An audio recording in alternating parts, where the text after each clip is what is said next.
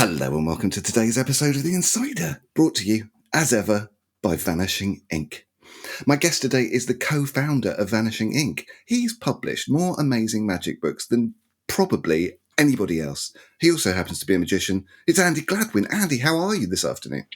Hello, I'm very good. I'm in the Rhapsody Theater in Chicago. We had our opening night last night, and I am tired, but I am happy. Look, you can't start with the plug. I've got plugs, carefully woven in through delicately honed segues. You can't just start and plug, Gladwin. How many seconds do I have to tell you my origin story? Nick, we've done your origin story at least 3 times. We're not doing your origin story today. Let's talk about putting on a show, which is something you're experiencing right now, as you're about to do your second night at the Rhapsody Theater in Chicago. More on that later. See, I crafted it all, man. I'm not the pro. You're the pro. How do you create a show? So you're booked to do a show. What happens then? What's the process? What comes first? The name of the show? The story arc? Some tricks? What happens? What comes first is a whole load of panicking, is the truth. I knew I was going to do this show maybe 6 months before I did the first run of it. And I started telling myself, like, these are the tricks I kind of would like to do. These are the tricks from my repertoire that I think would fit well in a show. But then I realized, well, there's no real narrative. I don't want to just come and do a load of tricks. That's not a show. That's a collection of tricks. So I spent a lot of time thinking. And it's rare nowadays that I get a chance to just sit in an empty room and think. And I did it, like, I forced myself. You need to come up with a narrative and a format. And it started with an idea that Josh had for a show of his, actually. He wanted to, I don't know whether Josh plans to use this eventually, but he wanted to print a deck of cards for everybody, and when they come to the show, they would get a deck, and he would do stuff with that. And I thought, that's a cool idea. And Josh had said before, I'm not sure if I'm going to do this. If you ever want it, feel free. And I liked it, but it wasn't quite where I wanted to go and what I wanted to be. Because I love to improvise. I love crowd work. I love just playing in the moment. And I've always wanted to get better at it. So the more I thought about it, the more I thought, what if people actually brought decks of cards to the show? And now I get to create an improvised magic show, semi-improvised since we're amongst friends. And that, as soon as I had the concept, that then started to open things up for me. From there, I try and start from the outside in. What is the opening effect? What is the closing effect? And what do we need to do to build from the opening and to the closing to meet in the middle? And I can talk about my process for that. But basically, it was a lot of hard work until I got the format. And that really then just opened up all the doors. I've had, as you're probably aware, several very creative magicians on the show before. And several people have said that limiting something increases the possibilities. So the fact that you limited it to borrowed cards that the audience brought, did that then start sparking creativity because you knew you had those boundaries? Or was that more challenging? No, the great thing about boundaries is it doesn't tell you only where you can go. It tells you where you can break rules. So the boundary is a line in the sand, but that doesn't mean you can only go in one direction from that line. It means you can cross the line in either way. So there are two tricks in the show that use my deck, the first 2 tricks. But we get to use those as an illustration of what's to come, and it makes it harder because I have to justify why I'm using my own cards. And technically, those 2 tricks could be done with borrowed decks, but we need to work towards something. If it's just a show that is a load of tricks with people's borrowed cards, again, that's just a collection of tricks. And a big part of what I'm trying to do is create a narrative through this show. And I have 2 ways of doing that. One is there is more narrative content in the show than you would expect. You know me more than probably every other listener of this, and so you'll be shocked to know that, like, I talk about feelings in this show, and I talk about my past, and there's kind of a lot of heart in this show in ways that I guarantee that you won't expect. And actually, I've not told Josh about anything that's in the show, and he's going to come and see the final night on this run, and I think he's going to be genuinely shocked at how much heart is in the show, because I am a cold, emotionless Brit. But I've really made it my effort to put the truth in this show. So yeah, as to what to answer your question, yes, it does help me knowing that the format is to use borrowed decks, but it does mean I have to think about that a lot more than just throwing a few tricks together. So just to finish, to close the loop I was talking about, there's two ways of the narrative. One is that the structure of the show, the through line, but the other one is I'm trying to build a narrative with the decks that people have brought with them. So all throughout the show, I'm trying to pick up on people's decks in a way that I can include them in the end of the show as well, and without giving too much away. That actually becomes a little bit difficult because every night it is different, and it's not just a trick that I'm working towards. I'm trying to do callbacks to those cards, which means I have to remember the cards, I have to remember the people's names, I have to remember the cards they selected. And yeah, there's a lot going on in my head during the show to try and create that structure. A 90-minute multiple selection routine where you have to remember everything, but for 90 minutes. But you say about narrative. Strange way. You say about narrative. Let's talk about the writing process. How do you write, and when do you involve friends and colleagues? Great question. So this show is interesting for me because it's the first time I've worked with a non-magician director, and that has been very eye-opening. So I started by writing the scripts as I wanted it to be, and that was more kind of heart and emotion than I would normally give away in a show. Then I read it to some friends. I specifically kept Josh out of the loop of this one, which is weird because we partner on everything like this. But there was a reason for it. It's because I wanted to make sure I was writing and creating a magic show that was about me. And so I got as little input as possible from close friends. So normally I would be calling on Luke Jamay and Josh, and I would be giving them the script and saying, help me punch this up. And I might be giving it to Harrison Greenbaum, as I did with an earlier version of the show, and say, could you help me write some jokes for these moments? And Harrison wrote some incredible jokes. But I learned a lesson that actually they didn't play for me because they are jokes that Harrison would use in a show, and they just didn't work for me. And that's nothing on Harrison. Like, Harrison did an incredible job, but I had to think really carefully about which jokes to use that he suggested. So then the next stage was I read the script to my non-magician director, and she said, I don't believe you. I listened to the script and I don't believe you. Like, I believe that what you are saying is what you believe to be true, but you need to dig a little deeper in this because there is more. That the reason you told me you did this thing, and I'm trying to be coy in case people come see the show, the reason you did this thing, like, that sounds like a surface level reason you did it, but there's more to it. And by keep pushing me in that way of going, I don't believe what you're saying, it's not enough, it really helped me pull out some things that I needed to talk about in the show for the show to make sense. That sounds almost like a psychiatrist genuinely like helping you. I joked it was like magic therapy. Now, this is not a deep show by any means. Like, I'm not suggesting, like, I've used emotions and feelings a few times. It's like nobody's crying in this show, but it is a journey. It talks about a journey that I went through to get to the point where I am on this stage. And the journey is, basically quitting my job to become a magician. But it starts way sooner in my life than that. So it was just good to have somebody I didn't know sit there and basically question me for the good of the show. And so I found that really useful. Right. And then after that, there were some line edits and stuff that we had to work on and make things funnier. And that's a daily process as I'm running the show.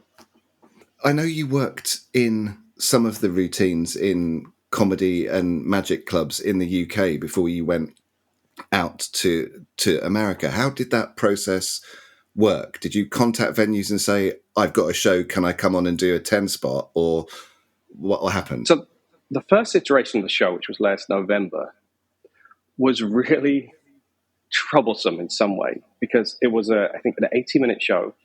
I hadn't done a single one of those tricks for a live audience, and that is a scary thing to do. And it just so happened that my local magic club, which at the time I wasn't a member of, but I have since joined, they were doing a public show. And as soon as I saw that advertised, the day before I left for Chicago, saw it advertised, I was like, hello, can I come and do some magic in your show? And they were so kind, which is why I joined the club. And they were like, well, it's already a long show, but it sounds like you need 30 minutes, so we'll give you 30 minutes on the show. And they moved stuff around for me. And it was like, with 3 hours to go, basically, I went and did the show. And I did some of the tricks on the show. And I'll be honest, but they weren't great. And I was very, very worried. But it gave me enough information to start working through the routines in my own head. Like now I had something to go off. Right. And I should have worked these tricks in way more, if I'm honest. But as you know, I have quite a busy life, and to try and find the time is kind of tricky. But I wish I gave it more time. But every show to me is a lesson, and every show I have from last night's show, I have 5 pages of notes that I sat and made, watched the video back, and so the next show is in 3 hours time. But my next 3 hours will be running through every one of those notes and trying to get them up here so that they stay. Sure. Talking of reviewing the shows, I know that the November run, you had them recorded so you could watch them back.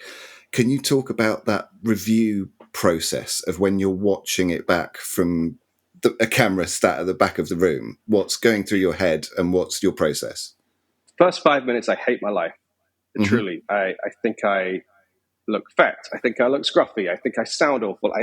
You just go through all that process. And once you start to remove all of those thoughts from your head and start really honing in on what the audience are doing, because the great thing is with having a camera at the back of the room, normally it's elevated because it's on a balcony or something, is you can see what the audience are how the audience are reacting. So there's a new trick in this run of the show that to me felt pretty flat last night, but it got the best reaction. It got like the longest applause. It was like a 20-second applause. And that was really interesting to me because I actually was considering cutting the trick, but I watched it back and it got a great reaction. But not only has that told me to keep the trick, it's told me to invest more in the trick tonight. So to sell it more. To sell it more. Because I'm a typical Brit. When I get applause, I don't react all that well to it. I kind of like shy away from it. But watching a trick like that is going to really allow me to, watching it back is going to allow me to hold the applause longer and to feel more confident in the trick as it's unfolding. Another thing I noticed was I stood out of the light a few times. And in a show like this, it's quite easy to do because I'm running around the audience quite a lot of the time. And I have certain spots I need to hit, but I didn't hit those perfectly. And the big one is at the end of the show, I was so British. The applause came, and there's the lights go down, and then they're supposed to come back up. So I then take the bow. The applause comes, the lights go down, light comes back up, and I basically run off stage because I'm like, I don't want all of this. No, I don't need these reactions. So having a video is awful. I hate it. I think one thing I would.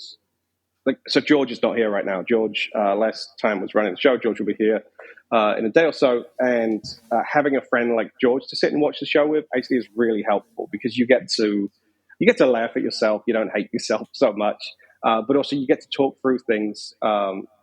So there are things that when I watch the video, I didn't quite like, but when like the tech crew here watch, they go, actually, that's better than you think it is, and here's why. And okay. So it's much easier as a collaborative experience. So you talked about 20 seconds of applause for the trick that you didn't think worked. Have you got, when Harrison was on previously, he was talking about laughs per minute, and he audio records most of his shows and will listen to them from going from one gig to New York to the next one and check the laughs per minute. Have you got a spreadsheet? Are you looking, so Saturday night, 20 seconds applause for that trick, 10 seconds applause for that trick, or is it just, you're just thinking, but it's just in your head? It's just in my head. I am a big note taker, but and I'm a big data guy, as you know. But I'm not during a show. To me, it's about feeling. Okay. So there's an opening monologue. It's about 5 or 6 minutes long, and I watched it back, and I'm really looking there for the laughs. Like it felt actually unbalanced last night. That there were a lot more laughs towards the end of the story than at the start of the story. So tonight I'm going to be editing a big chunk of the story out, the start, so that we can get the laughs more concentrated. But to me, because I'm not a comedian, the most important thing is that I get the story across in the clearest possible way. So I don't want to be counting laughs, but they do help tell the story. They think it's a funny story, so it needs to have laughs. But to me, it's about feeling, it's about heart. It's not so much about the stats for once in my life. It's not about stats, it's just about about feel. Gut. Yeah. Talking of Mysterious George, do you want the question that he sent me in? Yeah, okay. I bet it's something like, what have you changed in the show? Ask about the rising cards that was in the first run. Plenty of stories of trying and failing there. Yeah. So I always knew I wanted to close the show with a rising card because it's a trick I love and I've never performed, and what a great opportunity to perform it. And Luke Germais, one of my close friends, and he's been working on a rising card that is incredible. And I've been part of the process of creating this trick. That's not to take any credit for it, but Luke would send versions, and he would go, "What do you think? Can I change this?" And we were talking through it a lot. So that rising card became a big part of my life, actually, because Luke is an absolute addict when it comes to working on tricks like that. And halfway through the process, he said, "I know you're looking for a rising card, so if you want this rising card for your show, like it's yours. You're welcome to use it." So I felt pretty good. I felt great, actually, that like I have this killer trick that I've seen Luke do, and it's the most amazing rising card. You saw it at the session. What an incredible rising card, right? And then about 2 weeks before the show, it was the last trick to work on, and I thought, well, I should finally practice this rising card. And it turns out it didn't work in my setting. I don't want to give too much away about Luke's routine, but there were some staging differences that meant that rising card didn't work. So I started playing with it, and I cut it up, and it became a rising card, nothing like Luke's, sadly. But it didn't get a great reaction. It was very different to Luke's. Luke's is a 3 rising card. Mine was a 1 rising card. And every night we played, and every night something went wrong with it. The thread would snap. I would set the cards up wrong. Some of the secret sauce behind it didn't quite work. The timing was wrong. And so in all of the shows last run, I think we got one that I was actually happy with. Most of the time it looked good. There was a backup. So if the card didn't rise, I would focus my energy elsewhere and something else would happen. But it was always a compromise. And it was just before this run, or between the 2 runs, I should say, I decided it's got to go. If it's not great, it's not staying. And so it was removed. And I've gone back to kind of where I originally thought this show would end. I've taken a step back. But you know what's interesting is I've taken a part of the opening of the show and put it on the end of the show, and it's now getting a much bigger reaction. So the new ending kind of was snipped out of the old opening. And I think it's here to stay. It's going to take work, but I think it's here to stay. That's so weird, because you would have thought that an opener's an opener, that it's, punchy, short, establishes yourself, but to move that to the opposite end of the show and it plays stronger. So the opening of this show is so it's a multiple selection routine, which is weird because most people close with a multiple selection, but it's a multiple selection, but then with 2 kind of very new styled beats after it. I'm really proud of this trick. It's, of all the multiple selections I've ever done, this is the one I love the most. And so it used to be find all of the cards, and then boom, find the last card in a big way, then boom, surprise ending, and then boom, another surprise ending on top of that. But what I did is I took the final surprise ending, and that's now at the end of the show, completely reworked, but the concept was taken from the opening and put in the end. And so now we have an immediate through line, and it works better. It's not perfect yet. We've only done one night. Last night was our opening night, but so there's work to do. But I think it's going to stay. I think I finally am getting the feeling that I want for that trick. What are you most proud of about the show? That I'm doing it, because it was very, very tough to get this show on the road. The hours I work for Vanishing Inc. and for other things I do. And I called Josh, I think 2 or 3, maybe 2 months before the first run. And I said, you know what? I think I'm going to have to pull out. Like, I am not getting the time to work on these tricks. I'm not getting the time to rehearse. I'm not getting the time to perform, as you heard earlier. I don't think this show is going to be ready. And his response was, I think you might be right. Like, some people have a life where they can work on a new 80, 90 minutes of magic. And some people don't. And you haven't found a way. I have family and have commitments outside of magic. And it was looking like I should cancel. And I called George and I told George that George was getting a free trip to Chicago. So he was like, absolutely not. Like, if you cancel, then you have just accepted you will never, ever get the show finished. Like, you got to do the show. And he was right. I had to do the show. It was very hard. I was very, very stressed. Like, my face was physically twitching for the 2 or 3 weeks before the show. Like, I was that stressed. Like, it took over my whole body. And I pushed myself more than I should have. But now that I'm here on the second run, and now that I have a show that I'm starting to become proud of, and that I can see that it's going to be in the direction I want it to be in, I'm so glad I did it. But did I have to fight to get it done? If people wanted to do a formal close-up show, how do they? Did the venue approach you? Do you approach the venues? Could you? Yeah. What would somebody do if they wanted to do a formal close-up? Again, I have it in easy mode, right? I have a lot of great friends and great contacts. Ricardo Rosencrantz, who's the owner of this theatre, is a friend of mine, and I happened to be here for one of the opening nights, one of the first nights when he opened the theatre, and because I was doing a lecture in Chicago, and it just worked out perfect timing. And he invited me to see the theatre, and he said, "If you ever want to do a show here, you let me know, and I'll book you immediately." So it was easier for me. As to what I would do is, I would learn from what I didn't do, which is get as much stage time as possible. And that doesn't matter whether you're performing for £5, $10 or whatever in an open mic night. Just get on stage as much as you can and get this material worked in. Then put the show on yourself. Like, you don't need a big theater like this to back you. There are no gatekeepers when you do it yourself. If there are 6 people in the audience, there are 6 people. At least you're getting the show done. So I would say, just get it done.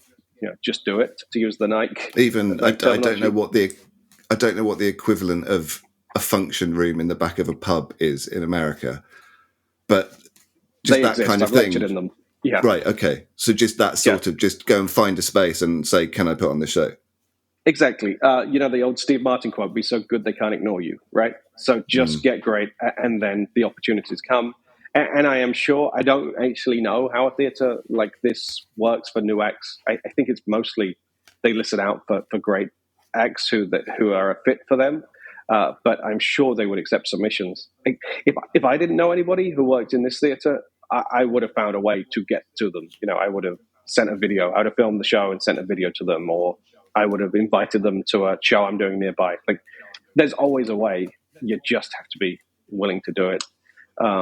And actually, a lot of times when I get emails about those kind of questions from people, I've started replying with now, "It sounds like you're looking for someone to give you permission to start this work." And actually, people are responding more and more positively to that, because I think that's really what it is. I'm trying to put together a show, but I don't know whether I should do this or this. And I just always say, it sounds like you're looking for permission to start your show. Like, I'm not the person to give you that, but I'm saying go and do it. Like, just start the work. So, yeah, that's to me, is the answer. If you want to put on a show, put on a show. Don't let anyone stop you. Be so good they can't ignore you. Now, the premise of the show about people bringing along cards, there must have been a couple of amusing, funny, weird. I'm trying to cue you for funny card anecdote, but there must have been some weird decks. What was the weirdest, or the funniest, or the most difficult to work with, or the most unusual? Have you had one with nudie ladies on? I know what you would bring. So yes, and a part of it is trying to understand the audience. We did a late night show last run, which allowed me to be a bit more flexible with that. So one lady brought 3 decks of naked men cards. Not one, but 3. And so I did Card to Fly, for example, with that. Okay. But I wouldn't, there's no way I would do that in a normal show. And if that lady was in the 7 p.m. show tonight, I would almost certainly either ignore those cards or make a joke that is like, "Oh, I'm not going anywhere near those. Like, there's a family show, whatever." So is it like looking around for a watch steal? Are you looking at the cards that people have on the tables and thinking, "No way, I'm not touching that"? Or Uno deck, I've got a joke about an Uno deck I could do, or whatever. Absolutely that. So it's two. There's two parts of it. Actually, three parts. The first one is I'm looking for decks that I can make funny. Last night, somebody brought a deck of cards of pictures of terrorists, like the America's Most Wanted deck. So I deliberately don't pre-write jokes for those kind of cards, but I'm looking to see what I can make funny with that. And I'm also kind of to let you in the process here. I'm looking for what is a joke I can make now, and what is a joke I can make later in the show about that deck, because I want to be able to call back throughout the show for it. So there's that. I'm also looking for decks that I can do tricks with that make sense for that deck.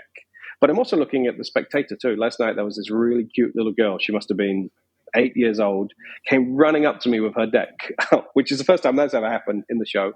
But she was wearing like a hat, like a witch's style hat. So I did card in. I made her card appear in her hat. Last night, somebody gave me a deck that was mixed face up, face down. I'm automatically doing the Tamarisk thing. Mixed face up, face down. And so I did Triumph with his deck. But now it's the most logical Triumph ever, because I spread through and I say, well, your cards are all mixed up. I can't do a trick with this. Did you deliberately do this? Exactly, yeah. Making conversation while I'm culling. Like, did you know that? And he was like, no. I was like, okay, well, why don't you sort these cards out? Oh, no, wait, I'll sort them out for you. We'll speed this up. And then I change them, and now I can do a trick. That's brilliant. Something else that happened last night. And by the way, these are all things that have only happened last night. None of these things happened in the previous run, which is really exciting, actually, because it means tonight, different things. I do a thought of cards across, and the card was the Ace of Diamonds. And the woman next to the person who thought of the card said, I thought of the Ace of Diamonds too. And so, like, now I've opened up an opportunity. So now I said, oh, weird. Did you bring a deck? Did you bring? And I pick up her deck and Cull, Ace of Diamonds. Where did you get these cards from? And she said, oh, I got them from the dollar store. And now I'm back on stage at this point with her card palmed. I got this deck from I've got the same deck. I bought it from the dollar store, but it was cheap. The cards weren't great, so I trashed all of the cards. But I kept one card. It's the Ace of Diamonds. And actually, you can keep this when now you have two Ace of Diamonds. And I give it back. And I watched the video back last night. I was so proud of myself. Did you hide it? No, I didn't. And actually, that's one of my notes for myself is actually, I don't want to hide it. I want to be like, oh, come on, I'm pleased with that. Like, So, yeah, that's just a few things that happen. But when you're inviting people in, like, always cool stuff happens like that. You just have to be prepared to do it. And so, like, one of the things I was thinking about is there's essentially nothing to stop other magicians doing this kind of show. When you hear about the generic, it's a deck with other people. It's a show with other people's decks.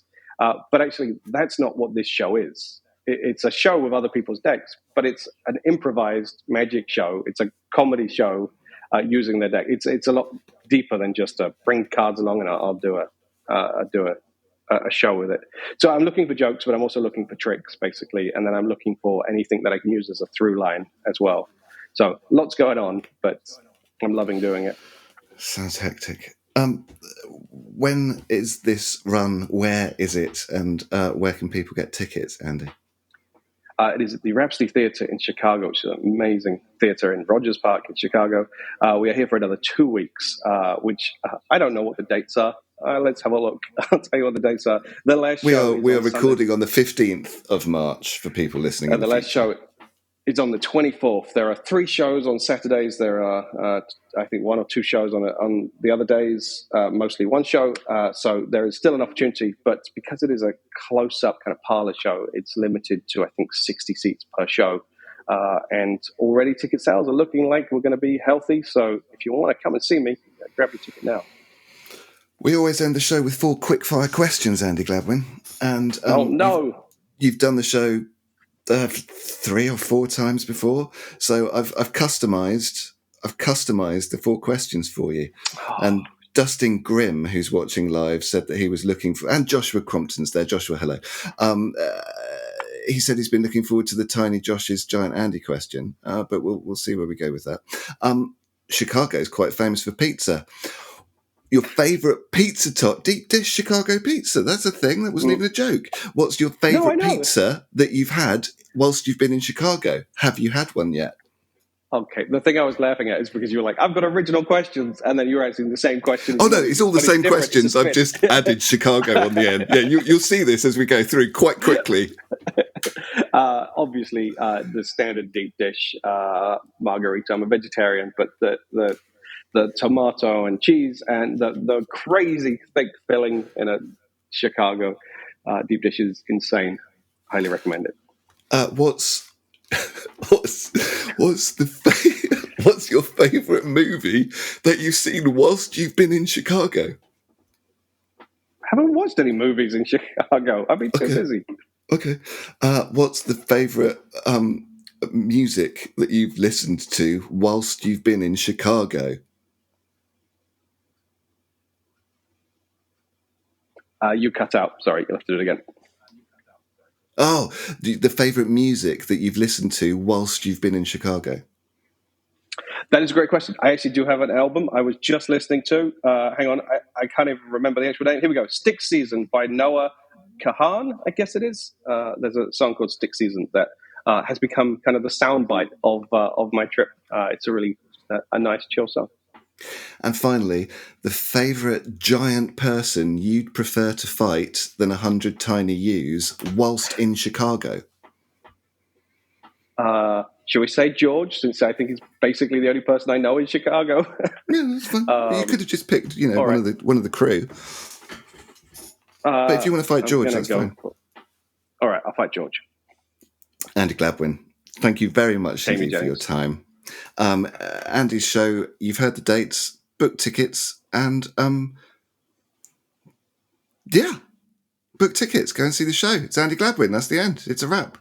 Thank you. Goodbye, everybody.